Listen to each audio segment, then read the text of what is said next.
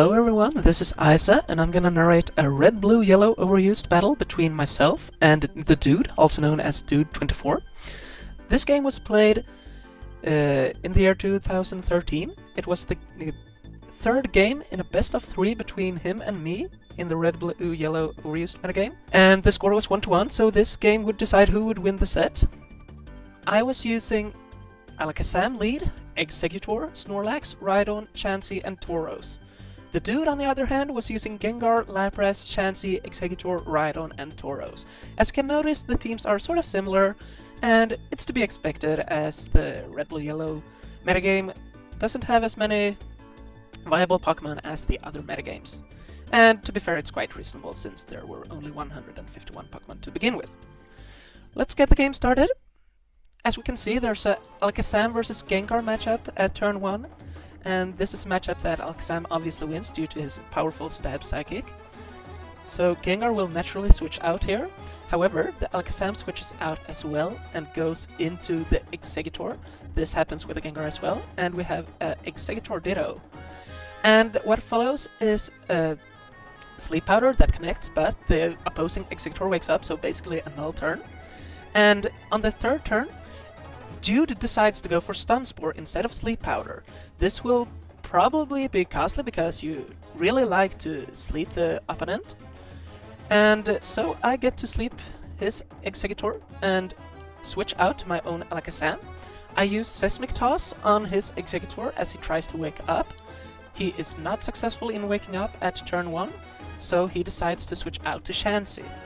And Seismic Toss connects. It does a meager 14%. I decide to go to my Snorlax to counter his Chansey. However, Ice Beam connects, and it is a critical hit, but much more importantly, it turns out to be a freeze.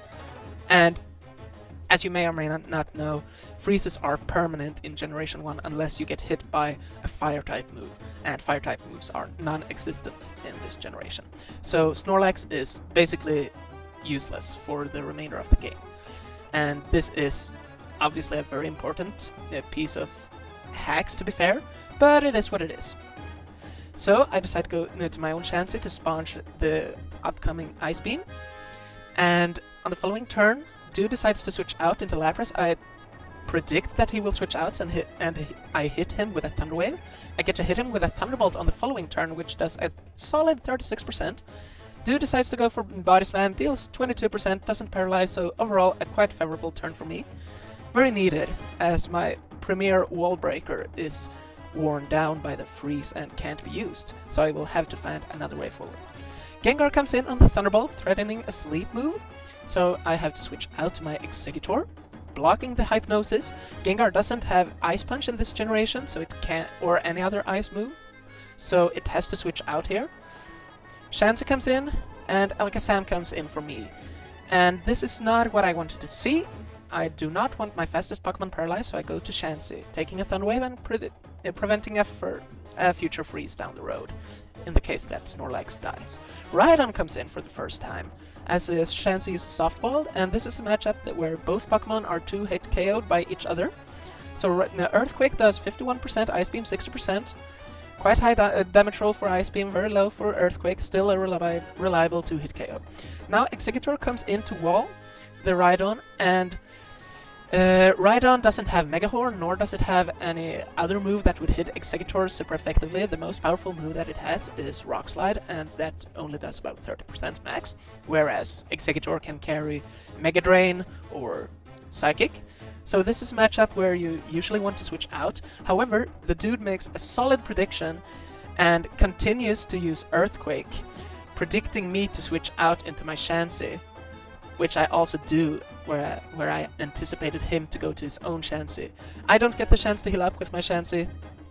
Chansey goes down, 6-5, and the Dude is in a commanding position. Tauros comes in, trying to revenge kill the Rhydon.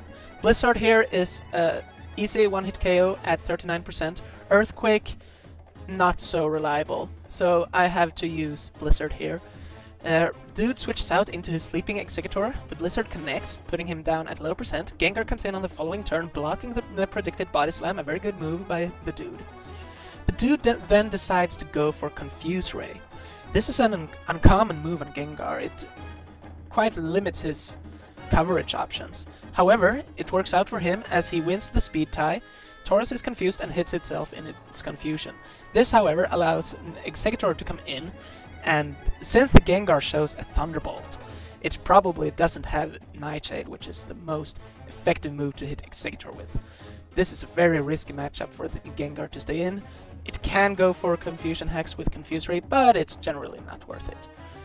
So, on the following turn, the dude decides to switch out into his own Chansey, and I switch out as well into my Alakazam, and this time I can't switch out to anything, and I have to accept paralysis in my life. So we trade paralysis, the Chansey gets paralyzed, and so does the Alakazam.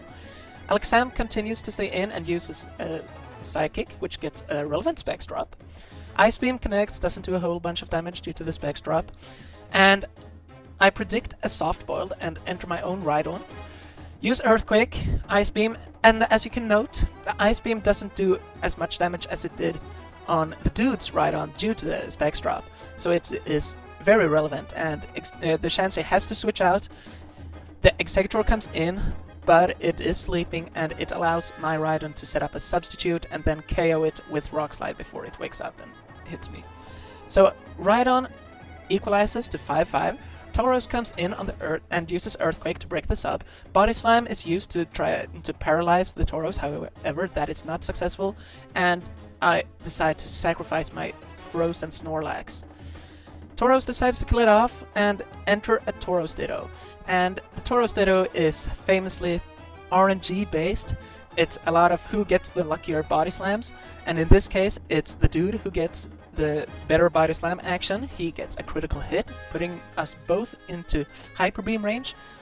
However, we both have a Rhydon revealed, and if Hyper Beam is to be used, if it connects with the opposing Tauros, everything is fine. However, if it connects with Rhydon, you have to spend a turn recharging, and eventually taking either paralysis from Body Slam or a big hit from Earthquake.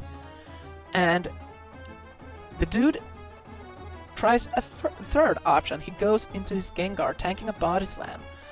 Tauros uses Earthquake, and Gengar uses Thunderbolt, leaving my own Tauros with only 3% HP remaining. And it is a speed tie. I decide to go for the Earthquake, trying to kill the Gengar before he kills me, and I get the lucky RNG cooperation. Tauros kills Gengar, and enter Lapras. The situation is 4-4. Lapras uses Body Slam on my Alakazam. It does 30%, quite a lot. However, on the following turn, Alakazam uses Psychic, and Lapras is fully paralyzed, and Alakazam gets a Specs drop. So Lapras is down at 33 HP, not a lot, and it will succumb to another Psychic. Lapras decides to switch out. Enter Chansey. Chansey is at 41%, however, it will fortunately avoid taking a hit because Alakazam is fully paralyzed. Psychic enters, gets a Specs drop, very helpful, but Chansey uses Soft Boiled, so it gets up to 73 HP. I decide to go for cover as dude sends out his Lapras. It is at 33 HP, it lives one Psychic, gets to use a Blizzard before going down to another Psychic. And the situation is now 3-4. Rhydon comes in, something is going to have to take a big hit. I decide that my Exeggutor will be the one doing that. It is taking a quite small 18% damage. However, Rhydon is using Hyper Beam, a very uncommon move, as it has more or less the same base power as Earthquake, except versus Exeggutor. And the dude gets a very fortunate Hyper Beam crit, which in the end kills the Exeggutor, putting us at a 3-3 situation. Tauros comes in, uses Blizzard to revenge, and we have another Tauros Ditto. This time, the dude is in a commanding position if he wins the Tauros Ditto, whereas the Isa Tauros is also in a commanding position should it win the speed tie. However, the dude has to use Body Slam to kill the Tauros, whereas the Isa Tauros has to use Hyper Beam, so the dude is at a very slight advantage here, as the Hyper Beam move can miss. And as we can see, the dude is the Tauros that wins the speed battle. And Alakazam comes in, and now we have another prediction. Does Tauros go for Hyper Beam, killing the Alakazam, or does he go for Earthquake or Body Slam, hitting the Rhydon on the switch? And this is a very, very, very decisive turn. And the dude decides that Earthquake is his best move, anticipating a Rhydon switch. However, the Alakazam stays in and uses Thunder Wave, crippling the Tauros and then finishing it off with a Psychic.